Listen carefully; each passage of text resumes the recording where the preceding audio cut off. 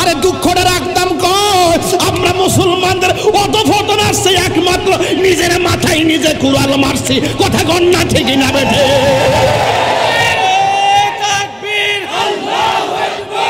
ডাক দিয়া বলে, তা বাবা আপনার যাওয়া লাগতো না, আমার অনুমতি দেন, আপনার সামনে প্রথম যাইয়া তাদের সঙ্গে আমি জীবন দিব। ইমাম হুসাইন কই, বাবারি সবাই গেল তোরে দিতাম না। কই কেন?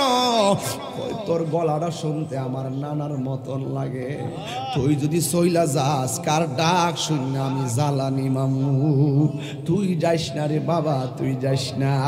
আলী আকবর ডাক দিয়া কে, আব্বা আমি যদি এই বিপদের সময়ে ময়দানে না যাইয়া খানকাই বসে থাকি তাইলে আপনার মদিনার নানা কি খুশি হবে না বেজার হবে?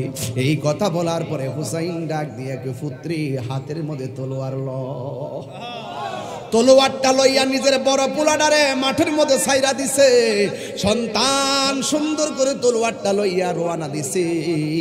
আর হুসাইন রাদিয়াল্লাহু তাআলা আনহু ডাক দিয়া বলে, আলী আকবর যাইতাছো গা, একটু ঘাটটা ফিরাইয়া ফিরাইয়া আমার একটু ডাক দেস না। ও আব্বা আপনাকে তো অনেক ডাকছি, হঠাৎ করে ডাকের কথা কইলেন কেন? ডাক দিয়া বলে, পুত্রী বাপ শব্দ শোনার জন্য তোরে বলি নাই, তোর কণ্ঠটা শোনার জন্য বলছি। তোর কণ্ঠটা শুনলে আমার মনে হয় মদিনার নানা যেন আমার ডাক দিয়েছে। ও হে একবার শুনি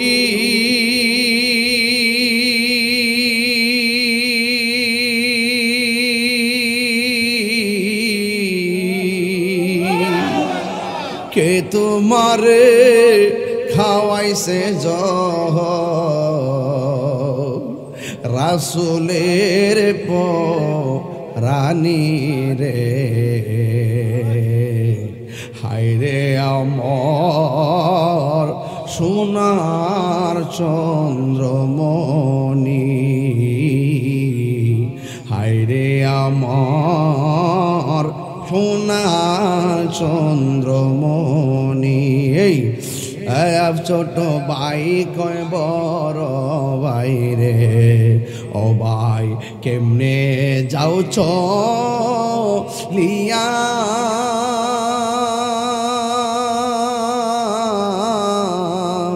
আজকে থেকে কান্দি আমি বাইহারা ইয়ারে, হায়রে আমার সোনার চন্দ্রমণি। আল্লাহ বলে, ও জিবরাইল যাও না রে চলিয়া,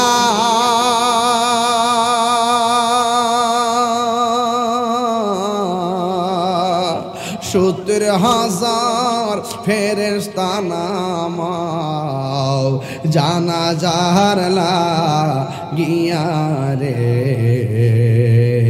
হায়রে আমার সোনার চন্দ্রমণি। আকাশ কান্দে বাতাস কান্দে, কান্দে দরিয়ার পানি,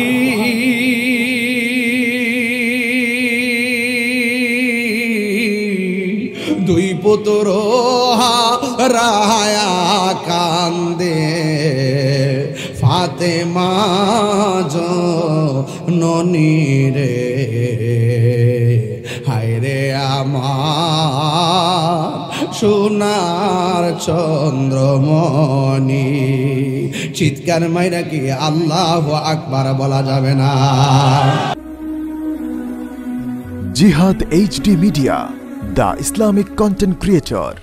মুসা মেম্বার, জাকির মেম্বার সহ চোখে দেখে অনেক অতিথি, এন্তেজামিয়া কমিটির সদস্যবৃন্দ, জনাব মাওলানা ইসা হানাফি সাহেব ও যিনি পরিচালক ছিলেন তিনি শারীরিকভাবে অসুস্থ, হাফেজ মোহাম্মদ আবু ইউসুফ সাহেব, যে আল্লাহ রাব্বুল আলামিন আমাদের সকলকে বৈরী আবহাওয়ার মাঝে এই ব্রাহ্মণহাটা নারী উত্তরপাড়া খুব সুন্দর একটি পরিবেশে মেন রোডের সাথে। আমার কাছে খুব ভালো লাগছে, এই সুন্দর একটি জায়গায় আজকের মাহফিলটি অনুষ্ঠিত হতে যাচ্ছে। শুকরিয়া দেন, বলুন না আলহামদুলিল্লাহ। লাখ কোটি দরুদ ও সালাম ওই নবীর নূরানি কদম মোবারকে, যিনি হায়াতুন নবী, নূর নবী, গায়েবের খবর দেনেওয়ালা, আখিরাতে উম্মতকে তরানেওয়ালা। সুবহানাল্লাহ। সেই নবীর উম্মত হিসাবে আল্লাহ পাক আমাদের সকলকে কবুল করেছেন, এই জন্য শুকরিয়া দান সবাই পড়ুন আলহামদুলিল্লাহ। জমিনে যদি ভালো কাজ করে যাই, কবরে গেলে গায়ের নিচে জান্নাতের গালিচা বিছিয়ে দিবেন কে? আর দুনিয়ার জমিনে চলে যদি আল্লাহর সঙ্গে নাফরমানি করি, রসুলের সঙ্গে নাফরমানি করি, তাহলে কবরে যাওয়ার পরে বাঁশ পচার আগে আমার লাশটা পচে যাবে, ঠিক কিনা? তো এই একটি সমীকরণ খুব চমৎকার। যা কিছু করবেন দুনিয়াতে থেকেই করতে হবে, দুনিয়াতে থেকেই করতে হবে। মরার পরে কিছু নাই, মরার পরে শুধুমাত্র হিসাব। কথা কোন ঠিক কিনা? ইন্তেজামিয়া কমিটির পক্ষ থেকে আমাকে বলা হয়েছে এই মাসের পরের মাসটা হলো মহরমের মাস। এই মহরমের মাসটাকে সামনে রেখে কিছু বিয়োগান্ত কথা বলার জন্য আমাকে অনুরোধ করেছেন। হ্যাঁ, এটাও সত্য। আরবি 12 মাসের মধ্যে শেষ মাসটার নাম হলো জিলহজ। 12 মাসের মধ্যে প্রথম মাসের নাম হলো মহরম। শেষ মাসটা সমাপ্ত করছেন জিলহজের 10 তারিখে। আমরা পশুর গলা থেকে রক্ত বের করে আল্লাহকে রাজি করতে চেয়েছি। আবার 12 মাসের যে প্রথম মাসটা, নবীর পরিবার, ইমামে আহলে বায়েত, ইমামে আলী মুকাম, ইমাম হুসাইনের গলা থেকে তাজা রক্ত বের করার মাধ্যমে উম্মতের নাজাতের ওসিলা করেছে। তাহলে কুরবানির সম্পর্ক হলো ব্যক্তির সাথে, আর ইমামে আলী মুকামের রক্ত মুবারকের সম্পর্ক হলো গোটা পৃথিবীর উম্মতের নাজাতের সঙ্গে। ও আল্লাহ, এটাও তুমি রক্ত, ওটাও রক্ত, দুই রক্তের পার্থক্য কি? সুবহানাল্লাহ বলবেন না? তাহলে কুরবানি করেছি, লা ইয়ানালুল্লাহু লুহুমুহা ওয়ালা দিমাউহা ওয়ালাকিন ইয়ানালুহুত তাকওয়া মিনকুম। কুরবানির পশুর গোশত আল্লাহর কাছে পৌঁছে নাই, কুরবানির পশুর রক্ত আল্লাহর কাছে পৌঁছে নাই। পৌঁছেছে কি? ওয়ালাকিন ইয়ানালুহুত তাকওয়া মিনকুম, মানুষের অন্তরে তাকওয়া পৌঁছেছে। সুবহানাল্লাহ। ফ্রেন্ড একটু এদিকে ঘুরাই দিন, তো এর আওয়াজটা ধরবে না, হালকা হালকা। ঠিক আছে, এই ঠিক আছে, ঠিক আছে। ভাইরা আমার, আর 12 মাসের মধ্যে প্রথম মাসের নাম মহরম। মহরমের 10 তারিখটা নবী পরিবারের শরীর মোবারক থেকে রক্ত বের করে শুরু করেছেন। এইটা শেষেরটাও রক্ত, এইটাও রক্ত। দুই রক্তের পার্থক্য হলো, প্রথম রক্তের সাথে সম্পর্ক, কোরবানির সাথে সম্পর্ক যে দিবে তার সম্পর্ক। আর নবীর পরিবারের রক্তের সাথে সম্পর্ক শুধু আমি আর আপনি না, গোটা পৃথিবীর উম্মতের নাজাতের সম্পর্ক। তো এই দুইটা মাস, একটা মাস চলতেছে আর একটা মাস আসতেছে। ভাইরা আমার, এই মহরমের মাসটি অত্যন্ত গুরুত্বপূর্ণ। এই মাস এমন একটি মাস যে মাসের তাৎপর্য অনেক, তাৎপর্য অনেক। ইসলাম জিন্দা হোতা হয় হর কারবালা কি বাত। গাছের গোড়ায় পানি ঢাললে গাছ যেমন সতেজ হয়, ইসলামের কঠিন মুহূর্তে বদরের প্রান্তরে সাহাবীরা মরুভূমিতে রক্ত দিয়েছেন, ইসলাম জিন্দা হয়েছে। উহুদের ময়দানে সাহাবায়ে কেরাম তাজা রক্ত দিয়েছেন, ইসলাম জিন্দা হয়েছে। তায়েফের জমিনে রক্ত দিয়েছে, ইসলাম জিন্দা হয়েছে। হুনাইনের যুদ্ধে রক্ত দিয়েছে, ইসলাম জিন্দা হয়েছে। কারবালার ময়দানে ইমামে আলী মুকাম রক্ত দিয়েছেন, ইসলাম জিন্দা হয়েছে। এখনো যদি ইসলামকে নিয়ে কেউ ষড়যন্ত্র করে, প্রয়োজনে তাজা রক্ত রাজপথে ঢেলে দেওয়ার মাধ্যমে ইসলাম জিন্দা হবে। শুধুমাত্র কোকা কোলার বোতলটা সরা ইসলাম। আমার গ্রামে কোকা কোলা নাই, আশেপাশে গেলে ভাই না বিচারে কথা কন ঠিক না বেটি একটু সরা ইসলামী দেখাইতাম না কিল্লে গাকাই কোকাকোলার দিকে তাকাইলে ফিলিস্তিনের মানুষের তাজা রক্তের কথা চোখে ভাসে কথা কন ঠিক না বেটি এই জন্য খাইতাম না এই জন্য জিহাদ আল জিহাদ ও মাজিন ইলা ইয়াউমিল কিয়ামা অনেকে বলে তাহির হুজুর ঠান্ডা ভাষায় ওয়াজ করবে না তোমার মতন মুনাফিক তো আমি না ইসলাম কখনো খানকায় কখনো রাজপথে কথা কন না কেন ঠিক না বেদি রসুল হেরা গুহায় ধ্যান করেছে এটার নামও ইসলাম আবার আল্লাহর হাবিব 27টা যুদ্ধে তলোয়ার নিয়ে ময়দানে নামছে কাফেরের বিরুদ্ধে এটার নামও ইসলাম আমরাও এই দুনিয়ার জমিনে যারা বেঁচে আছি আমরা যখন দেখব কোন ধরনের বেঈমান মুরতাদ কোন ধরনের নাফরমান মুসলমানদের অস্তিত্বের লাগাম ধরবে কোরআনের অস্তিত্বের লাগাম ধরবে ইসলামের অস্তিত্বের লাগাম ধরবে হুসাইনি চেতনায় তাদের বিরুদ্ধে আমরা খানকা থেকে বের হয়ে রাজপথে তলোয়ার ধরব কথা বলেন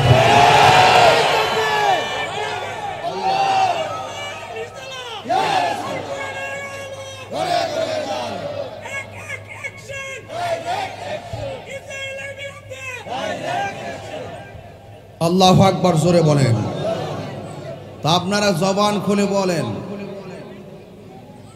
ইসলাম কখনো নরম কখনো বলেন ইসলাম কখনো নরম কখনো গরম কিন্তু ইসলামের মধ্যে কোনো জোর জবরদস্তি নাই মনে থাকবে ইনশাআল্লাহ তো আজকের এই মাহফিল এমন হতে পারে কাহারও জীবনের শেষ মাহফিল এই ব্রাহ্মণহাটা নারই উত্তরপাড়া আমি প্রথম আসছি আমি যত মাহফিল করছি নোয়াগাঁও সব রোডের এই পাশে রোডের এইদিকে খুব কম মাহফিল করছি শুধুমাত্র এইদিকে কিছু মাহফিল করছি নাম জানো কি আকুপুর বাগাওরা তো যাই হোক আরেকটা গ্রাম আছে এদিকে কই জানে আরে বিদ্যাকোট আছে না ওই দিকটা তুই একটা মাহফিল করতে কারণ এই মাহফিলগুলোর দ্বারা আমাদের মধ্যে যে অতীতে যে কিছু যে ছিল এরা যে ফেস লাগাই গেছে না তাহিরি গেল এই ফেস ভাঙবো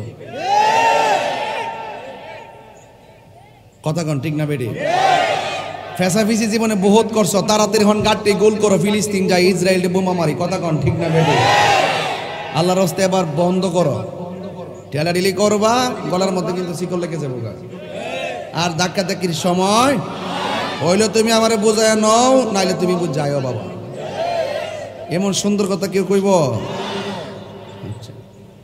তা আপনারা জবানটা কইলা কোনা আল্লাহর পথে হকের জন্য যারা জীবন দেয় এরা কি কবরে মুর্দা না জিন্দা আরো বড় করে জিন্দা না মুর্দা আচ্ছা এদের গ্যারান্টি ওয়ারেন্টি দিছে কে তো আল্লাহ যদি দিয়ে থাকে এটা কি মিথ্যা প্রমাণ কেউ করতে পারবে আল্লাহর পথে জীবন দিতে হবে এই জন্য আমরা শাহাদাতের তামান্না সব সময় আকাঙ্ক্ষা হ্যাঁ সবসময় মনে চায় আমি শহীদ হই এই জন্য আমি কখনো কোনো কিছুকে ভয় পাই না যদি কেউ দিনের প্রশ্নে আমাকে কেউ যদি মনে করে যে আমাকে মেরেই ফেলবে আমি হকের জন্য জীবন দিতে চুল পরিমাণ পিছপা হব না আল্লাহ রাব্বুল আলামিন বলছেন ওয়ালা তাকুলু লিমান ইউকতালু ফি সাবিলিল্লাহি আমওয়াত বাল আহইয়াউ ওয়ালাকিন লা তাশউরুন আল্লাহ বলছেন যারা আমি আল্লাহর পথে জীবন দেয় এদেরকে তোমরা মৃত বলিও না জবানটা খুলে কেন এরা কি মরা না জিন্দা এই মরাটা আবার জিন্দা কেমনে আল্লাহ বলছেন ওয়ালাকিন লা তাশউরুন তোমরা তা বুঝতে পারবে না তাইলে এত বেশি বুঝতে যাওয়াও সমস্যা বেশি বুঝতে গেলেও আমাদের মধ্যে বুঝতে বুঝতে এমন বুঝে শেষ পর্যন্ত হকও বুঝে না বেহকও বুঝে না হালালও বুঝে না হারামও বুঝে না অন্ডকোষও বুঝে না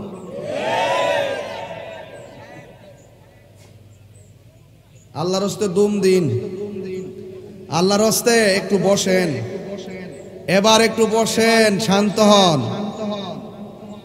যুবক ভাইয়ের আমার হালাল হারাম বুঝতে হবে কথা কোন ঠিক না বেটে আল্লাহর এক আয়াতে বলছে কুল্লু নাফসিন যায়িকাতুল মাউত প্রত্যেক প্রাণী মরণশীল আবার এখানে কেউ ওয়ালাকিন লা তাশউরুন এই মরাটা ওই যে কেমনে জিন্দা এটা তোমরা বুঝতা না, তাহলে আমরা বোঝার দরকার আছে। কিছু জিনিস আছে এমনি সাইরা দন লাগে, আল্লাহ কইছে সারছে, আর ব্যাখ্যা দরকার নাই, বিনা দলিলে বিশ্বাস করে নিলাম। আরেক জায়গায় বলছে ওয়ালা তাহসাবান্নাল্লাযিনা কুতিলু ফি সাবিলিল্লাহি আমওয়াতা বাল আহইয়াউন ইনদা রাব্বিহিম ইরযাকুন। এক জায়গায় বলছে আল্লাহর পথে যারা মৃত্যু তাদেরকে তোমরা আল্লাহর পথে যারা জীবন দেয় এদেরকে মৃত বলো না। এক জায়গায় বলছে মুখে বইলো না, আরেক জায়গায় বলছে তোমরা ধারণাও কইরো না। অনেক আছে মুখে মুখে বন্ধ করে মনে মনে ধারণা করে। আল্লাহ কি সুন্দর করে বলছে, আমি আল্লাহর পথে যারা জীবন দেই মুখ দেয়া কইস না, মনে মনে ধারণাও কইরো না। আমি আল্লাহ বলছি এরা জিন্দা জিন্দা, ওই শুধুমাত্র জিন্দা না, এরা কবরে যাওয়ার পরে আমি আল্লাহর পক্ষ থেকে জান্নাতি খাবার খাইতেছে।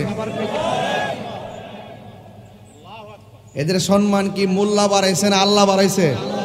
তো তুমি কি লাগে তো ফতোয়াবাজি করো? কিছু জিনিস আছে যেমনি আছে এমনি রাখা দাও, এটি নিরাপদ। কবর করে খুঁজতে ঘুরতে যাও না, খুঁজতে গিয়ে দেখো না হ্যাঁ জিন্দা না, মরা আছে। আছেন এরকম জানি না, সত্য গোপন করে ফেতনা লাগাইবার জন্য কথা বলে। তবে একটা কথা বইলা দিয়া যায়, রাসূল বলছেন আমি তোমাদের কাছে কিচ্ছু চাই না, আল্লাহর কোরআন থেকে বলছি। আল্লাহ বলছেন হে বন্ধু আপনি বলে দেন লা আসআলুকুম আলাইহি আজরান ইল্লাল মাওয়াদ্দাতা ফিল কুরবা। হে বন্ধু আপনি বলে দেন, রাসূল বলতেছেন আমি তোমাদের কাছে কিচ্ছু চাই না। উহুদের জমিনে আমারে রক্তাক্ত করে দন্ত মুবারক ভেঙ্গেছে, মাথার হেলমেট ভাঙ্গা মাথা মুবারক থেকে দাড়ির আগা মুবারকে পর্যন্ত রক্ত জড়াই দিছে। তায়েফের জমিনে যুবক যুবক তাগড়া যুবক বড় বড় পাত্তর দিয়া ডিল মাইরা আমার পিছনটা রক্তে লাল কইরা দিছে। হেলান দিয়ে পাথরও বসছি, সেখানে রক্ত মুবারক এখনো লেগে আছে, আমি নিজে দেখেছি। মানুষে ভিডিও করে, আমি তখন যাইয়া জিব্বা দিয়া পাথরটার মধ্যে চারটা দিয়েছি। বাংলার পাগল তাহিরি কেডা ফতোয়া দিব, সৌদি গেলে ইত্তাহুনার টাইম নাই, নবীর মোহব্বতে জিব্বাটা লাগাই দিয়েছি। জোরে কন্যা সুবহানাল্লাহ। হ্যাঁ, বহুত গ্রান জীবনে নাকে লাগছে, সেই দিনে গ্রান যেন এখনো নাকে ভাসে। বলেন আমার হবা ভাইয়ের আমার, চাপাবাজি আর গল্প বলছি না, যদি হিম্মত থাকে গিয়ে দেখে আসবেন। তো এই জন্য আমি বলছিলাম যে দুনিয়াতে চললা যা করবেন মাটির নিচে তাই পাবেন, হাসরে তাই পাবেন। কামা তাদিনু তুদান, যেমন কর্ম তেমন ফল। ফামাইয়া আমাল মিসকালা যাররাতিন খাইরা ইয়ারা ওয়া মাইয়া আমাল মিসকালা যাররাতিন শাররা ইয়ারা। যেই ব্যক্তি যাররা যাররা পরিমাণ ভালো কাজ করবে সে এটাই পাবে, যেই ব্যক্তি যাররা যাররা পরিমাণ খারাপ কাজ করবে সেটাই পাবে। এজন্য রাসূল বলছেন তায়েফের জমিনে, উহুদের জমিনে, হুনাইনের জমিনে, বদরের জমিনে আমার রক্ত লাল করে বালাইছে।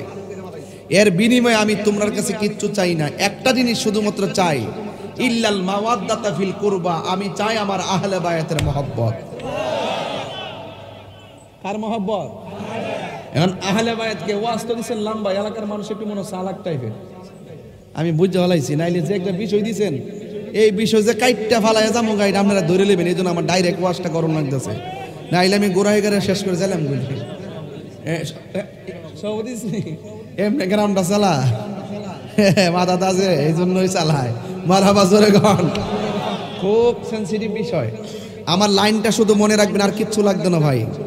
আমি আপনাদেরকে একটু গভীর একটা জায়গায় নিয়ে লাস্টে চোখের দুইটা ফুটা পানি ফেলায় বাড়তে যাইবেন, দেখবেন যে ঈদ সার্থক, জীবন সার্থক, আখিরাত সার্থক, কবরও সার্থক ইনশাআল্লাহ। গন্না গেলে আমার যুবক ভাইরা আর একটু সামনে যাই। আল্লাহর হাবিব বলছেন ইল্লাল মাওয়াদ্দাতা ফিল কুরবা, এটা কোরআনের আয়াত। আমি চাই শুধুমাত্র আমার আহলে বায়াতের মহব্বত। এখন প্রশ্ন হলো আহলে বায়াত আবার কারা? কাদেরকে ভালোবাসলে নবীকে ভালোবাসা হবে? কাদেরকে ভালোবাসলে নবীকে ভালোবাসা হবে? আখাযা বিয়াদি হাসানিন ওয়া হুসাইনিন, রাসূল একদিন হাসান হুসাইনের হাতের মধ্যে ধরলেন, দইরা বললেন যারা আমাকে ভালোবাসতে চায় তারা যেন দুইজনকে ভালোবাসে। ওয়া আবাহুমা, শুধু তারা দুইজন না, তাদের বাপকে যেন ভালোবাসে। তাদের আব্বার নাম হলো হযরতে মৌলা আলী রাদিয়াল্লাহু তাআলা আনহু। শুধুমাত্র তাই নয়, ওয়া উম্মাহুমা, তারা যেন তাদের মাকে ভালোবাসে। তাদের মায়ের নাম হলো খাতুনে জান্নাত মা ফাতেমাতুয যোহরা রাদিয়াল্লাহু তাআলা আনহা। তাহলে এই হলো চারজন। রাসূল বলছেন এদেরকে ভালোবাসলেই আমি নবীকে ভালোবাসা হবে। হ্যাঁ, এই জন্য রাসূল বলছেন আমার আহলে বায়াত হলো নূহ নবীর কিস্তির মতো। আর বড় করে বলেন না সুবহানাল্লাহ। আমার আহলে বায়াত হলো নূহ নবীর কিস্তির কথা মনে আসেনি? নূহ নবী এত শত বছর দাওয়াত দেওয়ার পরে মাত্র কয়েকজন লোক ইসলাম দিন গ্রহণ করছে। শেষ পর্যন্ত নূহ নবী কইছে আল্লাহ এদের সঙ্গে আমি আর পারি না, এরা আমার বিরুদ্ধে গালাগালি করে, এদেরকে তুমি ধ্বংস করে দাও। আল্লাহ বলছে একটা নৌকা বানাও, নৌকার মধ্যে যারা তোমার মানে হেরারে তুলো আর জোড়ায় জোড়ায় প্রাণী তোলো। সুবহানাল্লাহ। তো আল্লাহর হাবিব আল্লাহ পাকের নবী যার মাধ্যমে দুনিয়াতে শরীয়ত আসছে, নূহ নবীর সময় থেকে শরীয়ত আসছে। এর আগে ভাই বোনকে আদম আলাইহিস সালামের আমলে ভাই বোনকে বিয়ে করতো, এখন কি করা যাইব? এজন্য ওই সময়ের দলিল না টাইন না সমাজে ডুহাই দিয়ে আবার ফেস লাগাই দিও না। আমরা সমাজের ভিতরে এক দলিল হারাম হয়ে যাওয়ার পরও আইন না পরে একটা রেওয়ায়েত পায় এই জায়েজ আছে, আর যে সব দলিলের মাধ্যমে যেটা সিদ্ধান্ত হয়ে গেছে ওই সিদ্ধান্ত বাদ দিয়ে খণ্ডিত অংশ আইন না সমাজে বিভ্রান্ত লাগায়, এমন কিছু লোক আছে না নাই? যাক, এইদিকে আমি একটু পরে যাবো, কারণ আমার ওয়াজের ধরন হলো দুই প্রকার, একটা হলো ওয়াজ, একটা হলো ওয়াশ। ওয়াশটা হলো আহলে বাইতের মহব্বত যারা করবে তারা হলো ইমানদার, যারা আহলে বাইতের মহব্বত করবে না তারা হলো বেঈমান। বেঈমানের সাথে আমাদের কোনো সম্পর্ক আছে? এবার আরেকটু সামনে যাই, তাহলে রাসূল বলছেন আল্লাহ বলছেন হে নূহ নবী তুমি উঠো, তোমাকে যারা মানে তাদেরকে তুলো। সবাই নিয়ে তুলছে। নূহ নবীর একটা সন্তান ছিল যার নাম হলো কেনান। হামশান মিয়াফসিন কেনান, 4 ছেলের মধ্যে এক ছেলে নাফরমান হয়ে গেছে। এরপরে বাবা বলছে পুত্রে তুফান কইলে মাইতেছে তাকদা উঠ, না তুমি উঠো, আমি উঠতাম না। শেষ পর্যন্ত আফন ফুত মানছে না, এই জন্য ফুতে প্লাবনের মধ্যে ডুবতে আর নূহ নবীর কিস্তিটা ঘুরতে ঘুরতে জুদি নামক পাহাড়ে যায় লাগছে। জোরে কন্যা সুবহানাল্লাহ। তো নূহ নবীর কিস্তিতে যারা উঠছিল তারা বেঁচে গেছে, যারা উঠে নাই তারা প্লাবনে ধ্বংস হয়ে গেছে। আল্লাহু আকবার বলবেন না? তো এই জন্য রাসূল বলছেন আমার আহলে বায়াত হলো নূহ নবীর কিস্তির মতন। তাহলে নূহ নবীর কিস্তির সাথে আল্লাহর হাবিব সাল্লাল্লাহু আলাইহি সাল্লাম কেন আহলে বায়াতকে তুলনা দিয়েছেন, এইটাও একটা কথা। তাইলে সহজে আপনাকে বুঝাই দিই, নূহ নবীর কিস্তিটা বানাইছে কাঠ দিয়া। কি দিয়া? কাঠ দিয়া। এটার পাল আছে, এটার দুই পাশে দুইজন কারালি আছে, একজন মাঝিও আছে। জাগিতা ভরে গমু। এরপরে ওই জায়গার ভিতরে নূহ নবীর নৌকা বানাইছে কাঠ দিয়া, আর আমার নবী আহলে বায়াতকে বানাইছে নৌকা কিস্তির মতন, কিস্তির সাথে তুলনা দিছে। এটার মানে হলো আহলে বায়াত হলো আমাদের প্রেমের নৌকা। তো নূহ নবীর আমলে প্লাবন হওয়ার পরে নদীর মধ্যে বাতাস লাগার পরে ঢেউ উঠছে, ঢেউর মধ্যে সব মরে গেছে। নবী এই নৌকার সাথে কিস্তির সাথে আমাদের আহলে বায়াতকে তুলনা করার মূল কারণ যে এমন একটা সময় আসবে, তুফান আসবে তোমাদের উপর। কি আসবে? তুফান আসবে। এই তুফান আসবে, এক এক সময় এক একটা তুফান আসে কিনা বলেন? এক এক সময় এক একটা তুফান আসে। তুফানগুলো বিভিন্ন ধরনের নামে নামকরণ হয়। এই দুনিয়ার জমিনে কিছু তুফান আছে আইলা, এটা আসলে বাড়িঘর উড়ে গেছে। টর্নেডো, বাড়িঘর উড়ে যায়। ঘূর্ণিঝড়, বাড়িঘর উড়ে যায়। হ্যাঁ, এরপরে কি সিডর, বাড়িঘর উড়ে যায়। বাড়িঘর উড়ে গেলে বাড়িঘর বানানো সম্ভব, ঠিক না বেটি? কিন্তু আমার নবী যে আহলে বায়াতকে বলছে নূহ নবীর কিস্তির মতন, এটার বাস্তব উদাহরণ হইল এমন একটা সময় আসবে, নদীর পানির ঢেউয়ের কথা রাসূল বলছে না, যে তোমাদের উপরে এমন তুফান আসবে যেই তুফানের দ্বারা বাড়িঘর ধ্বংস হবে না, যেই তুফানের দ্বারা ঈমান ধ্বংস হয়ে যাবে। এই তুফানের দ্বারা কি ধ্বংস হয়ে যাবে? ঈমান ধ্বংস হয়ে যাবে। আজকে সমাজের ভিতরে করোনা আসছিল, সব স্থবির হয়ে গেছিল না? কেউ গড়তে বাইরিতে পারছে? অপেক্ষা করেন, এমন একটা মুসিবত আবার আইতে পারে। করোনা যেমনি নিয়ে গড়ে ঢুকাইছে, আবার দেখবা গড়ে গেলে ধরবো, কইব সব বাইরে থাক। আইতাছে কইলাম এক রাসেল ভাইপার, না কি নাম? রাসেল বাম্পার, ভাইপার না তুই দিকস বাম্পার। আরে ফোলা রাসেল ভাইপার কোন লাগে? সতর্ক করন লাগে তো বাজি কি কন? রাসেল ভাইপার একটা সাপ। রাসেল ভাইপার কি? সাপ। ফেসবুকে দেখলাম, টিকটক, ফেসবুকে টোটাল পাতায় পাতায় শুধু রাসেল ভাইপার, রাসেল ভাইপার। নদী দিয়া বাইশাইতেছে ঘরের কোনার ভিতরে, উড়ানের ভিতরে, এরপরে ইউটিউব থেকে বাইর করে করে, গুগল থেকে বাইর করে করে ছেড়ে দিতেছে। এমন একটা আতঙ্ক সৃষ্টি করছে, এই ফেসবুকে দেখলে মনে হচ্ছে নিজের ঘরের ভিতরে ঢুকে রয়েছে, অনেকটা বেজাল ডুবাই দিছে না।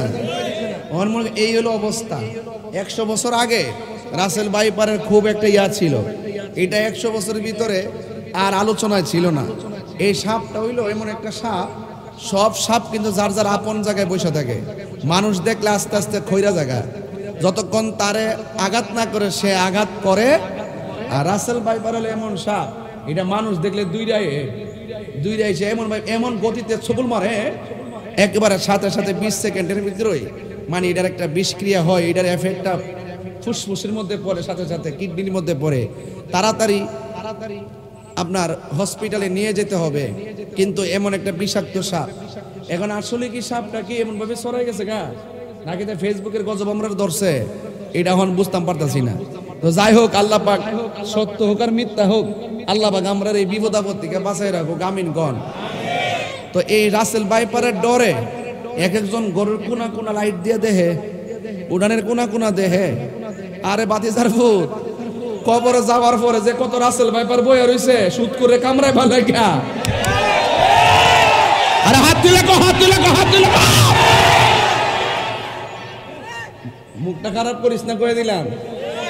রাসেল ভাইপারের ডরে কষ্ট নিয়ে নেওয়া যান, এটা উচিত কথা। এই হক কথা না কইলে আমার মুখ চুলকায়। রাসেল ভাইপারের ডরে, আরে বাপরে বাপ, বাপরে বাপ। আর কবর যে কত রাসেল ভাইপার বইয়া রইছে, এই রাসেল ভাইপার বলে ওই কবরে সাপের দৈর্ঘ্য হইল 450 কিলোমিটার, দাঁতগুলো হইল 70 গজ লম্বা, পিছনে মাথার মধ্যে হইল মহিলাদের চুলের মতন গুছা, গায়ের মধ্যে হইল দুর্গন্ধ। সুবলটা মারলে 70 গজ মাটির নিচে দেহটা আলাদা করে ডুহাই দিব। তখন কোন উজাইব, কোন বাইদ্য আইব, আর কোন ডাক্তারের কাছে যাবে, কোন ভ্যাকসিন লইবা, এই সুযোগ কবরের মধ্যে নাই। এ সুৎকরের গোষ্ঠী,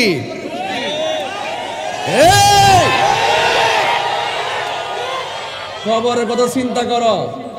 আমার জীবন যদি সাপের কামড়ে যাওয়া লেখা থাকে, আমি বাঁচতাম পারতাম না, আমি বাঁচতাম পারতাম। ক্যামেরা আছে, ক্যামেরা আছে, ক্যামেরা আছে, একটু পিছিয়ে যাও, একটু দেখে দাও না।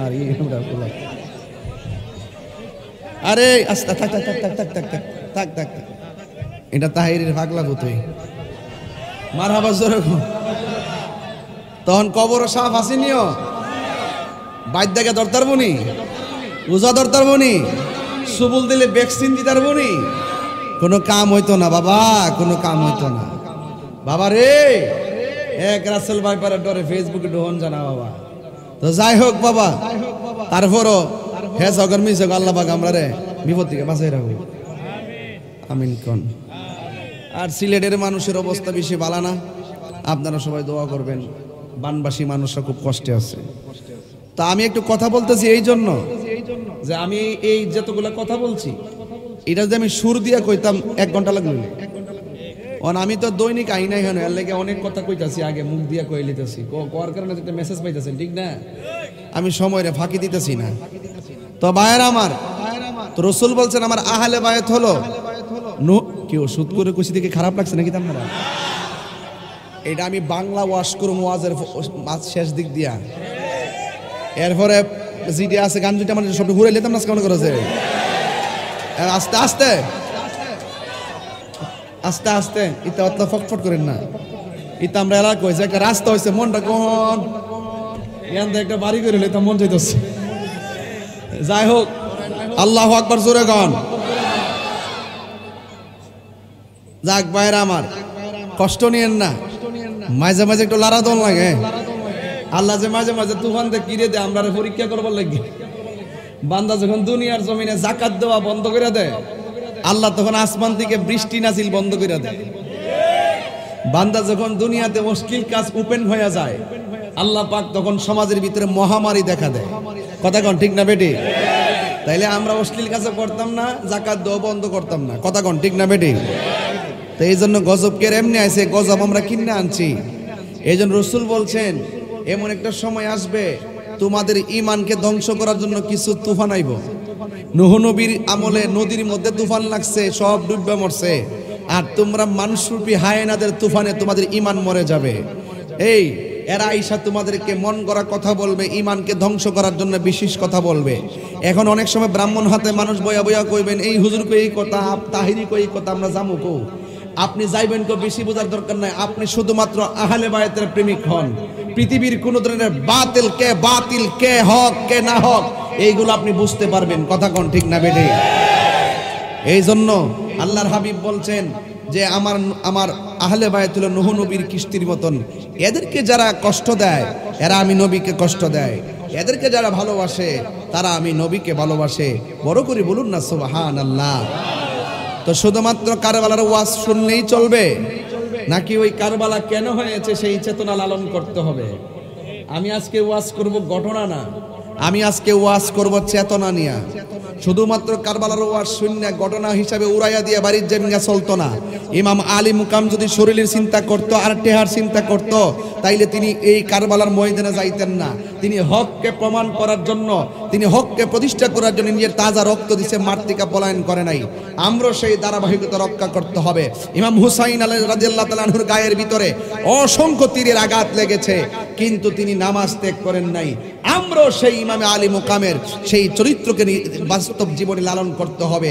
আমরা আমাদের জীবনে নামাজকে আদায় করতে হবে। কথা কোন ঠিক না বেটে? ইমামে আলী মুকাম কখনো ইয়াজিদ পন্থীদের সঙ্গে আপোষ করে নাই, আমরা ইয়াজিদি মুসলমানদের সঙ্গে আপোষ করব না। এটাই হলো কারবালার চেতনা। কথা বলেন ঠিক কিনা? আমার যুবক ভাইয়েরা, আসুন একটু সামনে গিয়ে দেখি আরো কি কি আছে সামনে। এবার আপনার জবানটা খুলে বলুন, ইমামে হুসাইন রাদিয়াল্লাহু তাআলা আনহু রওজার ভিতরে জিন্দা না মরা? এখন ইমামে হুসাইন রাদিয়াল্লাহু তাআলা আনহুর মাজার জিয়ারত করে কি করে না? এজিদের কবরের চিহ্ন আছে, কেউ খুঁজে পাইছে? এমন নাফরমানি মৃত্যু হয়েছে। তবে একটা কথা মনে রাখবেন, হকের পতাকা কিয়ামত পর্যন্ত উড্ডীয়মান রাখবেন কে? আসুন সামনে বাড়ি।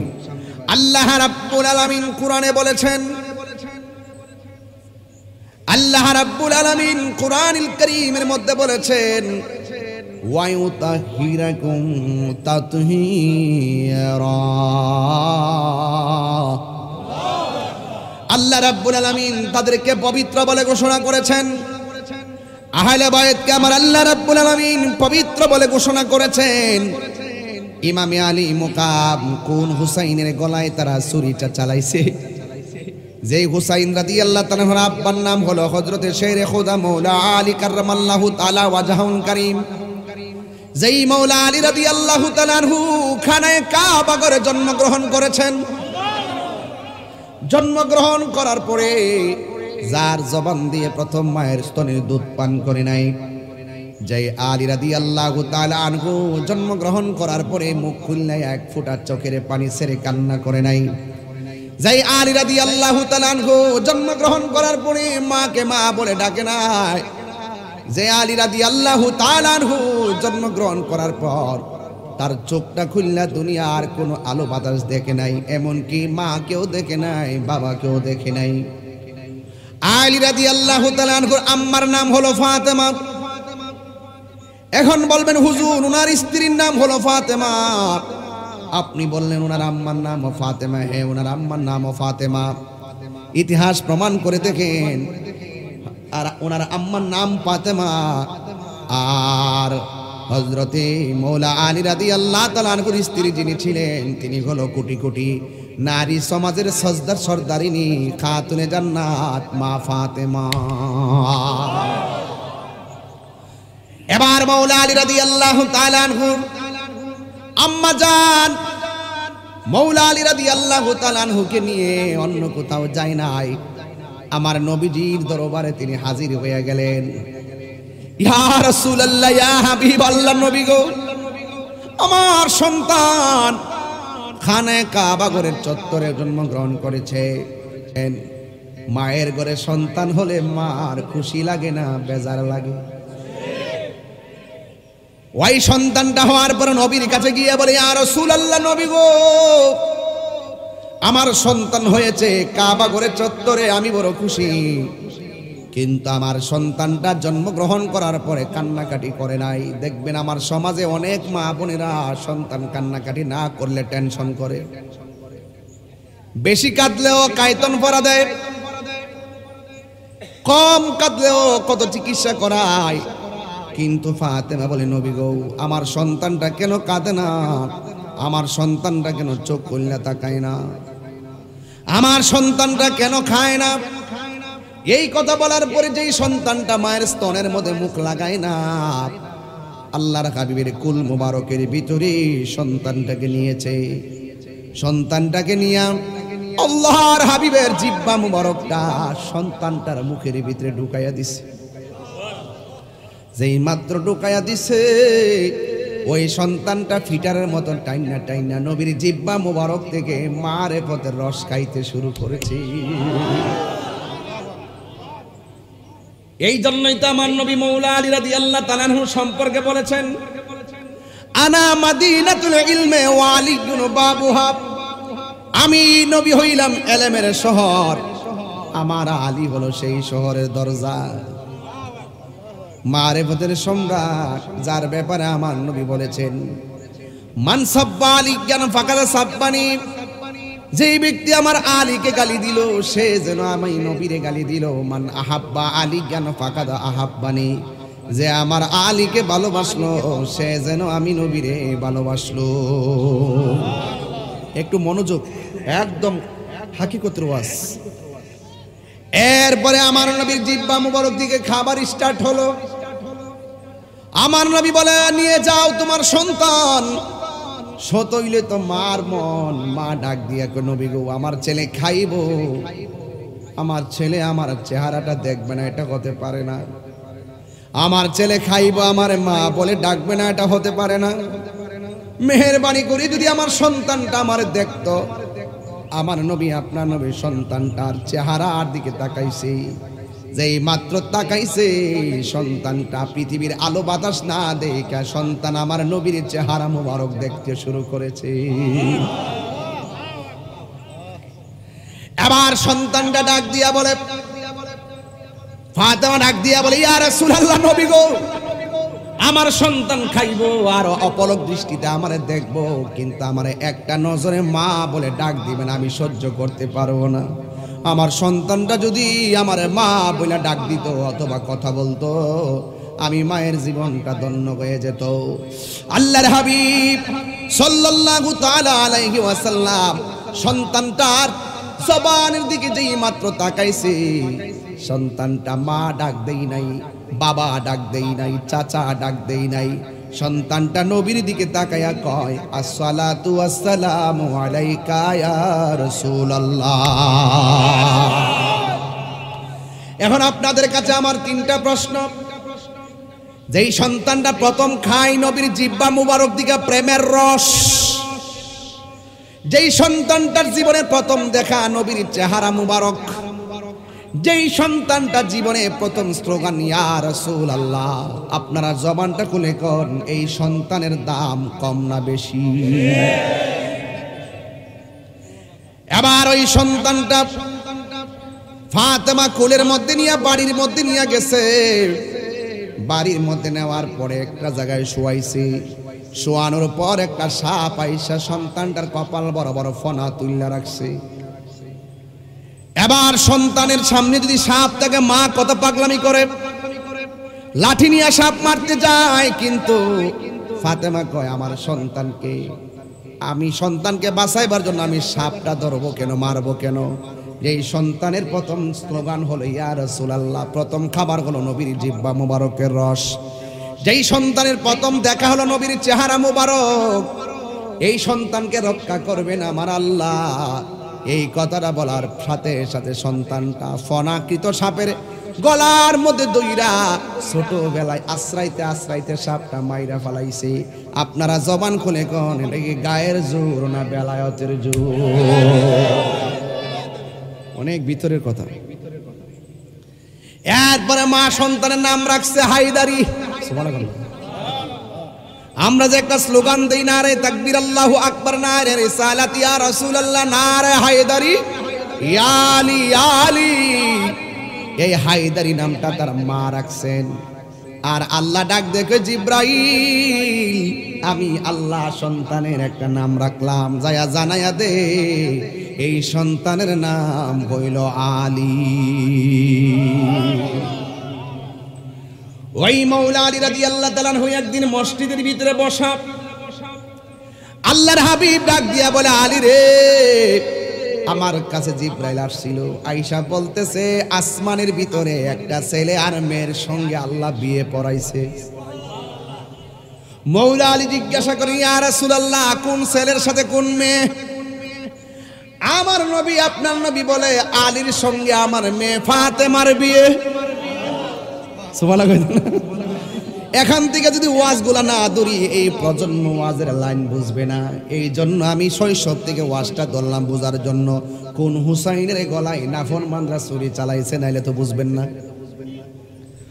মাওলা আলীর সঙ্গে আলীর ফাতেমা রাদিয়াল্লাহু তাআলা আনহার বিয়ে হলো। আল্লাহ যেই দিন আসমানের মধ্যে বিয়ে পড়াইছিল, ওই সময় আমার আল্লাহ রাব্বুল আলামিন অনেক সুন্দর করে তোবা নামক একটা গাছের মধ্যে, গাছের পাতাকে বলছিল, পাতা তোর মাঝে ইয়াকুত পাথরের ঝলকানি দে। ওই পাথরের মধ্যে ইয়াকুত পাথরের ঝলকানি দিয়েছে, পাথরগুলা নিচে পড়েছে। আর ফেরেশতারা আর হুররা ওই পাথরগুলা এইরকম পাটির মধ্যে নিয়া ওই দিন থেকে ফাতেমার বিয়ের মধ্যে উপহার দিতেছিল, এখনো দিতেছে, কিয়ামত পর্যন্ত তারা উপহার দিতেই থাকবে। এই জন্য আমার যুবক ভাইয়েরা, মাওলা আলী রাদিয়াল্লাহু তাআলা আনহুর সঙ্গে মা ফাতেমা জোহরা রাদিয়াল্লাহু তাআলা আনহার বিয়ে হয়ে গেল। যাদের ঘরের দুইটা সন্তান অনেক সুন্দর, যার নাম হলো ইমামে হাসান, আর একজনের ছেলের নাম, আর একটা ছেলের নাম হলো ইমাম হুসাইন।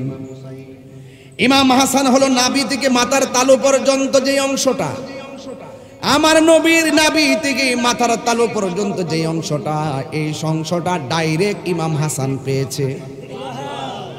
আর নাভি থেকে পায়ের তলা পর্যন্ত যে অংশটা, এই অংশটা ইমামে হুসাইন পেয়েছে। এই জন্য আমার নবী বলছে, গো আমি হইলাম ইমাম হাসান হুসাইন থেকে, আর হাসান হুসাইন হলো আমি নবী থেকে। কেউ যদি ওদের কষ্ট দেয়, কষ্ট আপনাদের এটা বলেন, কেউ যদি ওদের কষ্ট দেয়, যেন আমায় কষ্ট দেয়, কষ্ট দিল মা ফাতেমারে, কষ্ট দিল মা। এই মহরমটার সামনে জোরে কর না, কেউ যদি ওদের কষ্ট দেয়, যেন আমায় কষ্ট দেয়, বলো